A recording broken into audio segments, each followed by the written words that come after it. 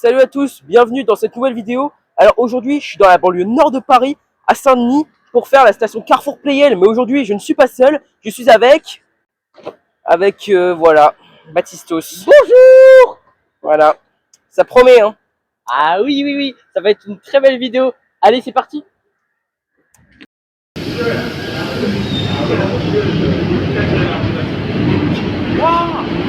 incroyable. Le projet pour la station Carrefour Pleyel commence en 1963 pour que la ligne 13 desserve le Carrefour Market de Saint-Denis, très connu, où je vais acheter mes légumes tous les jours. Finalement, la station a ouvert en 1967. 6-7, ha. Ouais, non, on arrête le massacre. Laisse-moi faire. Tout commence en réalité bien avant, dans les années 30. La zone n'avait rien à voir avec ce qu'elle est devenue aujourd'hui. Le quartier était majoritairement industriel, et ce, depuis la révolution industrielle en France. On en reparlera plus en détail après. Reste que le carrefour Pleyel, qui n'a rien à voir avec ça, Baptistos, était un carrefour routier qui permettait le croisement des lignes de tramway de banlieue. D'ailleurs, un dépôt pour ceux-ci se situait ici. Malheureusement, le déclin du tramway, à la même époque, fait perdre au carrefour cette fonction en 1936. Les tramways disparaissent à cette époque. Ce quartier, possédant beaucoup d'usines, autant dire que c'était un bassin d'emploi important qui avait donc besoin de transports en commun pour être correctement desservi. Les usines se trouvant au bord des voies ferrées, on aurait à la limite pu créer une gare à cet emplacement, comme ce qui s'est passé pour d'autres usines, mais ça on en parlera dans de théoriques futures vidéos. Cela dit, la CMP va préférer une autre solution. Dès 1929, un prolongement vers la rue de Landy est inscrit dans la convention des prolongements du métro en banlieue.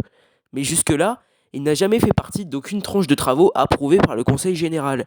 Il faudra attendre novembre 1940 pour que le plan des grands travaux contre le chômage en région parisienne, oui, le nom est très long, relance le projet en décidant que les trains iront au-delà de la rue de Landy et attendront le carrefour Pleyel. Pour vous donner le contexte, la Seconde Guerre mondiale avait fait fuir beaucoup de Parisiens et même tout simplement créé du chômage. Une période qui aurait duré de 1940 à 1943 jusqu'à l'instauration du service travail obligatoire. Si pendant la guerre éclair, l'emploi n'était pas la priorité numéro 1, fin 1940, le Troisième Reich pensait avoir gagné cette guerre et qu'elle était définitivement finie, du moins du côté de la France. Ils prennent alors la décision d'une relance économique. De grands travaux sont donc lancés à Paris et en banlieue. Comme à l'époque, les emplois secondaires sont encore très importants, à contrario du tertiaire qui ne gagnera en importance qu'à la fin de la guerre, autant dire que l'enjeu des usines de Pleyel est énorme. Pour desservir ces usines, il faut des transports en commun.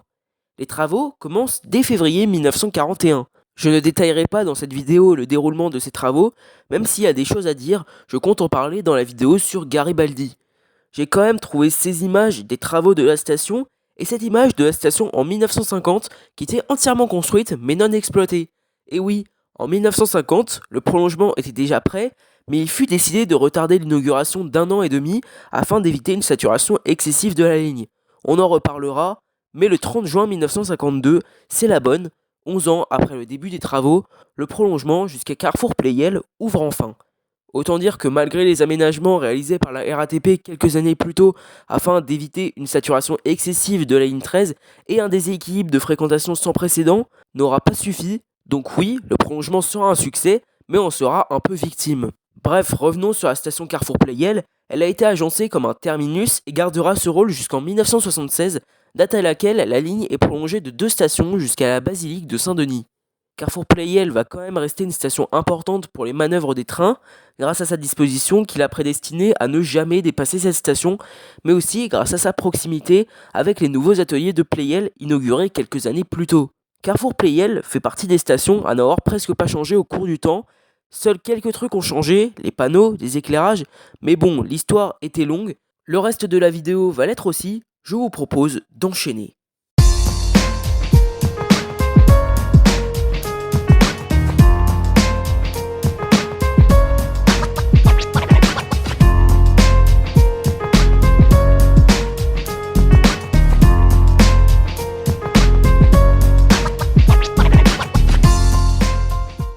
Cette station est restée terminus de 1952 à 1974, pendant 24 ans donc. Et justement, comme toutes les stations ayant été terminus, et en plus de ça, on pensait à l'époque que ces stations resteraient terminus pendant longtemps, des vestiges sont encore visibles, à commencer par la disposition. La station Carrefour Pleyel est construite de façon atypique mais très intelligemment pour son rôle d'époque mais aussi pour son rôle actuel. Tout d'abord, le quai le plus à droite, en arrivant de Paris, également la voie la plus à droite, est dédiée aux trains qui vont vers Saint-Denis. L'autre quai est un quai central qui permet aux voyageurs de prendre les métros pour rejoindre Paris. La voie de gauche est toujours utilisée, mais uniquement par les trains qui se garent un peu plus loin. Je vais maintenant émettre quelques hypothèses sur la situation de cette station à l'époque où elle était terminus. Je pense que le quai le plus à droite servait à la descente des voyageurs, d'où le couloir et l'escalator réservés à cet effet. Je pense que le quai central, quant à lui, était réservé aux usagers entrants car les deux voies permettaient à plusieurs métros d'être disposés au départ.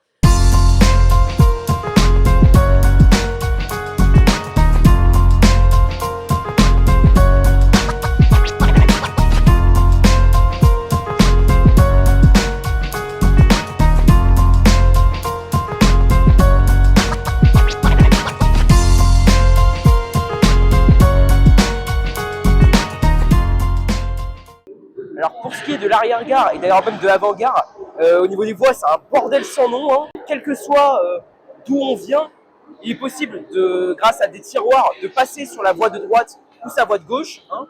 Ça dépend de où on arrive, et ça a été très bien pensé. Il y a juste un seul tiroir qui a été neutralisé pour ce qui est de la voie la plus à gauche, justement.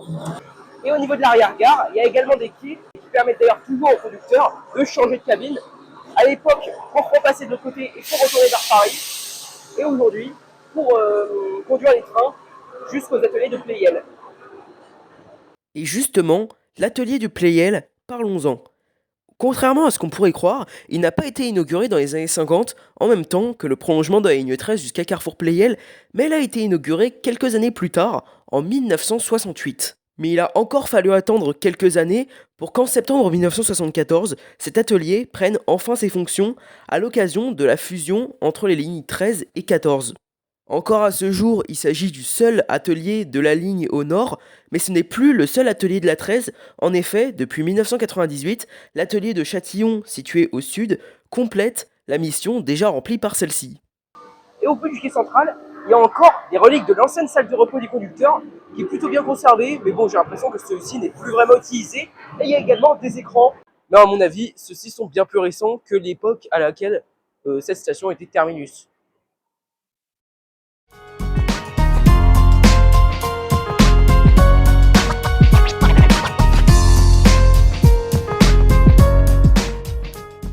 Au-dessus de l'escalier principal de la station, il y a également une salle de commande qui permettait de faire les manœuvres, mais qui ne semble plus utilisée depuis plusieurs années. Sinon, bien évidemment, il y a d'autres portes de service, mais je ne sais pas où celle-ci mène. Moi je fais. Je suis sûr que derrière cette porte, il y a des brines rôties. Oh non, ta gueule, allez on passe à la suite. Pour ce qui est des éclairages, il y en a eu 3 dans l'histoire de cette station, que je vais vous citer maintenant. Les tout premiers éclairages qui ont équipé la station dès son origine ressemblaient à ça. Très original pour leur époque et renvoyant une lumière bien plus chaleureuse que les éclairages en vogue à cette époque. Ceux-ci seront remplacés en 2000 par des néons légèrement camouflés renvoyant une lumière plus terne, en tout cas sur les photos ça fait vraiment plus terne, avant d'être à leur tour encore remplacés en 2016 pour de nouveaux éclairages apportant cette fois davantage de luminosité dans la station. Puis là, il y a très peu de temps, de nouveaux néons ont encore été ajoutés. Cette installation semble provisoire, mais en réalité, je ne sais pas. J'espère, puisque ces installations restent quand même assez sommaires. La station Carrefour Pleyel est l'une des dernières stations à avoir été équipée d'un style qui ne porte pas vraiment de nom, mais qui est dérivé du style Art déco très à la mode des années 20 aux années 30, avec notamment des encadrés publicitaires en faïence couleur cuivre, et le nom de la station indiqué en mosaïque.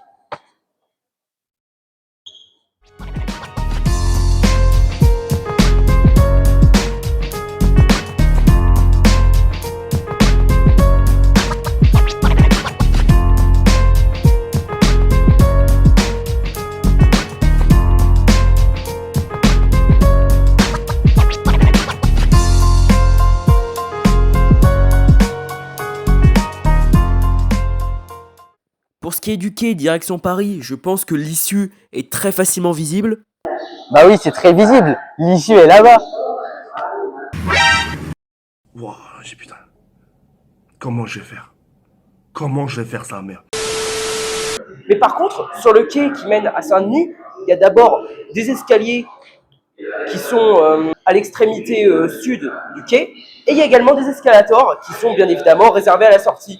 D'où justement ma pensée qui dit qu'à l'époque, justement, les métros s'arrêtaient et prenaient leur terminus ici. Lorsqu'on regarde une photo de la station datant de sa construction, on peut se rendre compte qu'à l'époque, les escaliers situés en bout de quai n'existaient pas.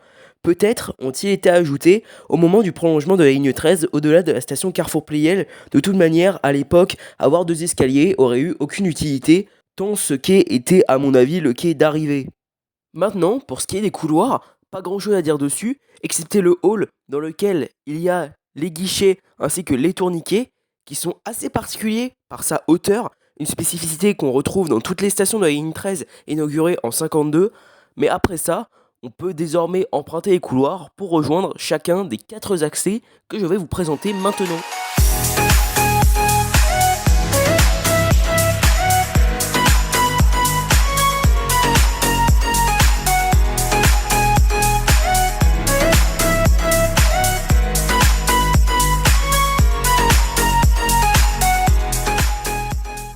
Il y a 2 sorties face à face qui débouchent sur la place des Pianos, qui est aujourd'hui une cour d'immeuble. Jadis, ces sorties permettaient aux ouvriers de rejoindre leur usine qui était très présente à l'époque dans le quartier. Aujourd'hui, ces sorties sont toujours très utiles, mais elles desservent les nouveaux immeubles construits dans les années 90. Il y a cette sortie située sur cette rue, juste à côté du bar Le Terminus, qui est un restaurant traditionnel. Et d'ailleurs, il faut noter que ce type de sortie, c'est un des derniers comme ça. Parce que après, mis à part les copies de l'ancien style qui ont été érigées récemment, c'est le dernier à avoir possédé ce style dès sa construction. Sauf que c'est pas tout. Lorsque le quartier a été entièrement transformé dans les années 90, cet immeuble a été construit et un nouvel accès vers les quais de la ligne 13 l'a accompagné. Pour ce qui est des alentours, historiquement, durant les 20 premières années d'existence de cette station, il n'y avait que des usines aux alentours, vestiges de son passé très industriel du quartier. Sauf que justement, entre les années 70 et les années 90, toutes les usines ont été rasées, la tour Pleyel a été construite, différents immeubles ont été construits, et le siège d'EDF, enfin plutôt un siège de travail EDF a été construit. Bon, vous en faites pas, on va y aller dans l'ordre et on va commencer par l'édifice le plus remarquable aux alentours. Mais en réalité, la vraie mutation de ce quartier va commencer dans les années 70 avec la construction de la tour Pleyel. L'histoire de la tour Pleyel commence à la fin des années 50 lorsque le PDG de la manufacture des pianos Pleyel souhaite revaloriser ses terrains sur le plan immobilier. Il émet donc l'idée de construire une tour juste à côté du carrefour Pleyel. Le temps de trouver des financements et d'avoir l'accord de la ville qui était plutôt réticente au début à ce projet, les travaux ne commencent que 10 ans plus tard, en 1969. Ceux-ci vont durer 4 ans et se termineront finalement en 1973, date à laquelle la tour est inaugurée. Il s'agit d'une très haute tour, la plus haute de Seine-Saint-Denis si on ne compte pas les antennes des tours mercuriales de Bagnolet. La tour Pleyel fait 129 mètres et même 143 mètres si on compte l'enseigne avec la marque qui fait également tout le charme de cette tour. D'ailleurs, celle-ci n'a été ajoutée que dans les années 80, au moment où la tour, qui a pourtant seulement 15 ans, commence déjà à se dégrader. Elle est rénovée et l'enseigne tournante est enfin ajoutée. Elle a vu défiler plusieurs marques. Mais malgré ces travaux de rénovation qui ont eu lieu dans les années 80, la tour se dégrade à vue d'œil. C'est pourquoi, en 2016, les locaux qui étaient dernièrement occupés par Kia sont abandonnés. Des travaux sont entrepris et se déroulent sur 8 ans pour être enfin terminés à l'été 2024, juste à temps pour les Jeux Olympiques. Aujourd'hui, il s'agit d'un hôtel. Mais c'est pas tout. Dans les années 90, les usines ont été détruites, remplacées par de nouveaux immeubles et des sièges d'entreprise.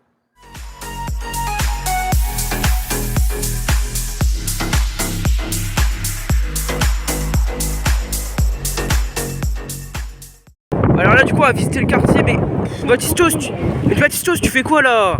Je vais appuyer sur les boutons.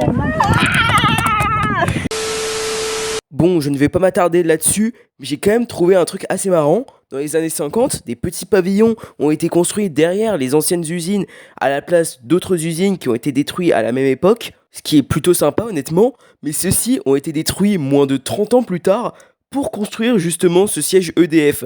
On va pas se mentir, c'est quand même plutôt con et j'imagine pas la tête des habitants de ces pavillons quand ils ont dû apprendre ça.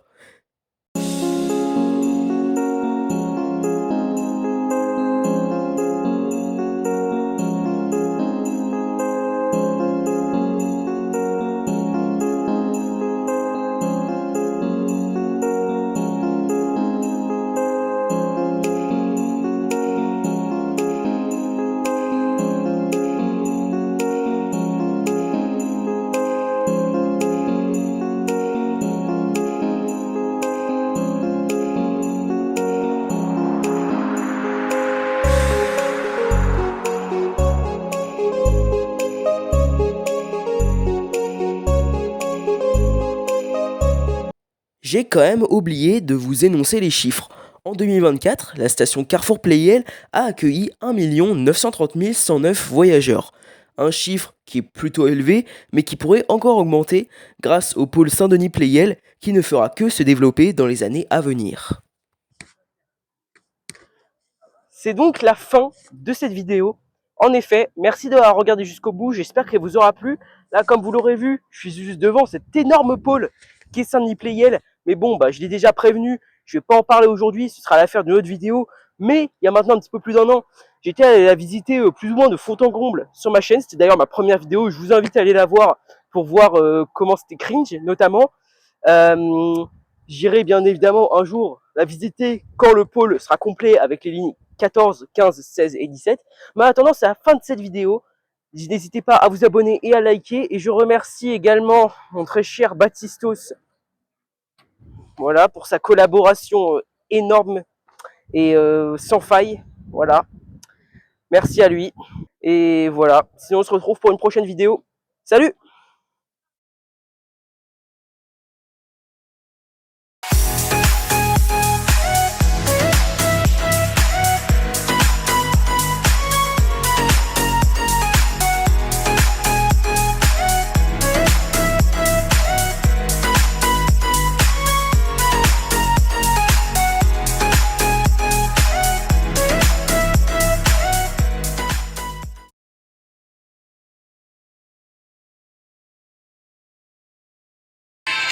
Faut pas nous prendre pour des cons.